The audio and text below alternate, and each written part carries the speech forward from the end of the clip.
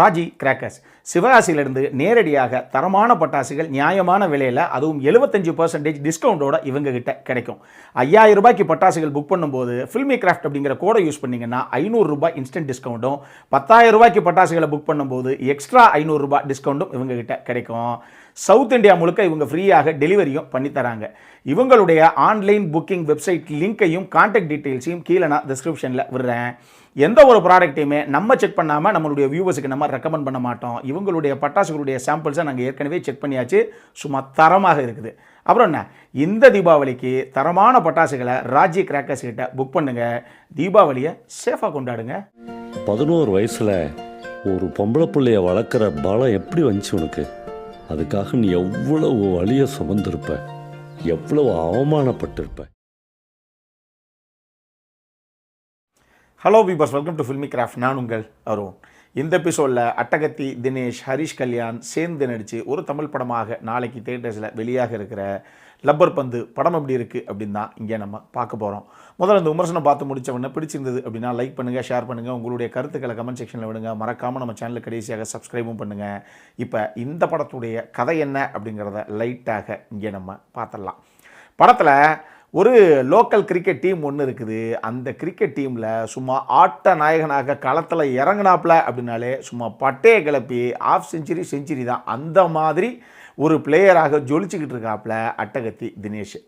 ஆனால் அவருக்கு leg side தான் ஆட வரும், ஆஃப் சைடில் ஆட பெருசாக வராது அப்படிங்கிறது அப்போ சின்ன பையனாக இருக்கக்கூடிய ஹரிஷ் கல்யாணுக்கு தெரியும். ஆனால் அவர் இத்தனைக்கு ஹரிஷ் கல்யாண் நல்ல பவுலர் கூட, ஆனால் அவருக்கு பவுலிங் பண்ணுறதுக்கு சான்ஸே கொடுக்க மாட்டேங்கிறாங்க ஆப்போசிட் டீமில். இப்போ கதைக்கெல்லாம் இங்கேருந்து அடுத்து ஒரு 10-11 வருஷம் தாண்டி நகருது. இப்போ ஹரிஷ் கல்யாண் பெரிய பையனாக ஆகிட்டாப்புல. இப்போயுமே அவருக்கு சொந்தம் சொல்லிக்கிறதுக்கு ஒரு பர்மனெண்ட்டான டீம் கிடையாது. யாரெல்லாம் விளையாட கூப்பிட்றாங்களோ அங்கெல்லாம் போய் அந்த டீமுக்காக விளையாண்டு கொடுத்து கடைசியாக ஜெயிச்ச உடனே காசு கொடுத்தாங்கன்னா அதை வாங்கிட்டு வந்துடுவாப்புல. இதனால் ஒரு தருணத்தில் நம்ம அட்டகத்தி தினேஷுக்கு ஆப்போசிட் டீமில் நம்ம ஹரிஷ் கல்யாண் விளையாடுறாப்புல. அப்போ இவங்களுக்குள்ள ஒரு சின்ன பஞ்சாயத்து ஒன்று ஆரம்பிக்குது. இங்கே பற்றிக்க ஆரம்பித்த இந்த பகை எங்கே வரைக்கும் போகுது அப்படிங்கிறது தான் இந்த படத்துடைய மொத்த கதையே. இந்த படத்தை பொறுத்தளவுக்கு ரொம்ப நாள் கழித்து ஒரு படத்தில் எழுதப்பட்ட அத்தனை கதாபாத்திரங்களுமே பக்காவாக எழுதப்பட்டிருந்ததுன்னா அந்த படத்துடைய அவுட்புட் எப்படி இருக்கும் அப்படிங்கிறதுக்கு இந்த படம் ஒரு சூப்பர்பான எக்ஸாம்பிள் அப்படின்னு தான் நான் சொல்லுவேன். முதல்ல அறிமுக இயக்குனரான தமிழரசன் பச்சமுத்துக்கு மிகப்பெரிய பாராட்டுக்கள். இப்படி ஒரு படத்தை கொடுத்ததுக்கு. சார், இதுதான் சார் தமிழ் இண்டஸ்ட்ரி. இந்த மாதிரி படங்களுக்கு தான் எங்கள் இண்டஸ்ட்ரி பேர் பெற்ற இண்டஸ்ட்ரி ஒரு காலத்தில்.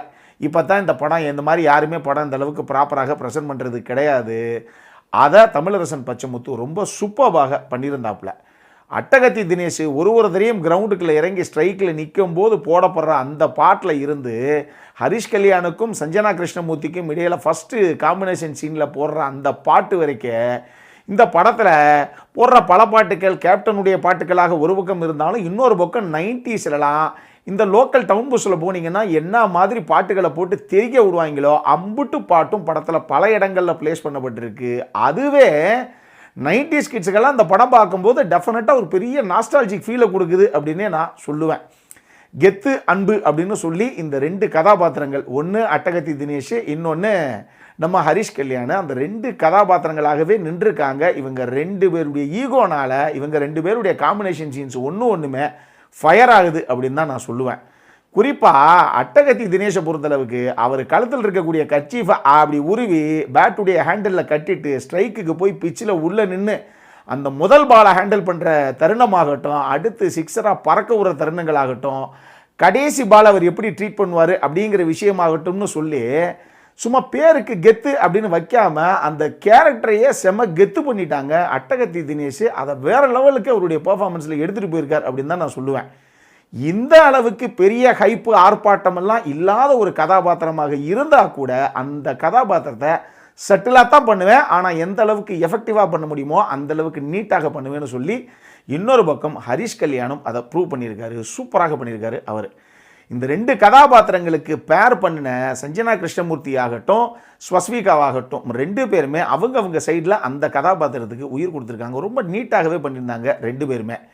ஜென்சன் திவாகர் நம்ம அட்டகத்தி தினேஷுடைய ஃப்ரெண்டாக அவர் ஒரு பக்கம் பண்ண கவுண்டர் ஆகட்டும், அவர் கொடுக்குற கவுண்டருக்கெல்லாம் பாலசரவணன் இந்த பக்கம் இருந்து ஹரிஷ் கல்யாணுடைய ஃப்ரெண்டாக அவர் கொடுக்குற கவுண்டர் ஆகட்டும்னு சொல்லி 2 பேரும் அவங்களும் அந்த கதாபாத்திரத்தை வேறு லெவலில் தெரிக்க விட்டுருக்காங்க அடுத்த கட்டத்துக்கு.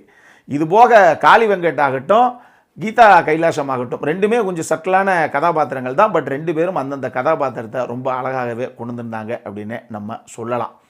இந்த படத்தை பொறுத்தளவுக்கு கிரவுண்டுக்குள்ளே மேட்ச் நடக்கும்போது ஹரிஷ் கல்யாணை கலாய்க்கிறதுக்காக அட்டகத்தி தினேஷன் கோ அந்த பக்கம் இவரை கலாய்க்கும் போது அதுக்கு பாலசரவணன் கொடுக்கக்கூடிய ஒரு டைமிங்கான அந்த கவுண்டர் ஆகட்டும், எப்பா 2 நாள் நான் சரியாக தூங்கலப்பா, நான் வேலைக்கு போயிடக்கூடாது அப்படின்னு அட்டகத்தி தினேஷ் ஃப்ரெண்டுக்கிட்ட சொல்லும்போது, அப்போ கூட நான் விளையாட போயிருக்கக்கூடாதுன்னு நீ சொல்ல மாட்டேல்ல அப்படின்னு அவர் திருப்பி பதிலுக்கு கலாய்ச்சி விடக்கூடிய அந்த தருணமாகட்டும், டொபாக்கோ ஆடை எந்த அளவுக்கு எஃபெக்டிவாக ஒரு சீனில் சட்டுன்னு நம்ம எதிர்பார்க்காத ஒரு மொமெண்ட்டில் அவங்க யூஸ் பண்ணாங்கங்கிற விஷயமாகட்டும்னு சொல்லி படத்தில் பல இடங்களில் காமெடி தெரிக்குது. அந்த சீன்லாம் காமெடியாக கன்வெர்ட் ஆகும்னு நம்ம எதிர்பார்க்கவே மாட்டோம்.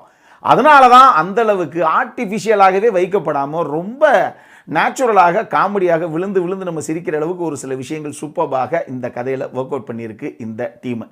இது காமெடியாக ஒரு பக்கம் இருக்கட்டும், லப்பர் பந்து அப்படின்னு டைட்டிலில் பேர் போடக்கூடிய அந்த ஒரு மொமெண்ட் ஆகட்டும், ஆட்டமா பாட்டமா பாட்டு பின்னாடி பேக்ரவுண்டில் போகும்போது அந்த ஒரு சீனை ரைட்டிங் அண்ட் மேக்கிங்கில் இவங்க கன்வெர்ட் பண்ண விதமாகட்டும், இந்த படத்துடைய கிளைமேக்ஸ்லையும் இந்த சாதி அது சார்ந்த ஒரு சில விஷயங்கள் அப்படிங்கிற விஷயங்கள் இருந்தால் கூட அதை ரம்முன்னு திருப்பி கும்முன்னு குத்தி சொல்லாமல் போகிற போக்குலேயே எந்த ஒரு சினிமாத்தனமும் இல்லாமல் ரொம்ப ஆர்கானிக்காக இவங்க சொல்ல வந்த விஷயத்தை இவங்க கன்வே பண்ணிட்டு போன விதமாகட்டும்னு சொல்லி காட்சிகளாகவும் பல விஷயங்களை அவ்வளவு அழகாக கொண்டு வந்திருக்கு இந்த டீமு.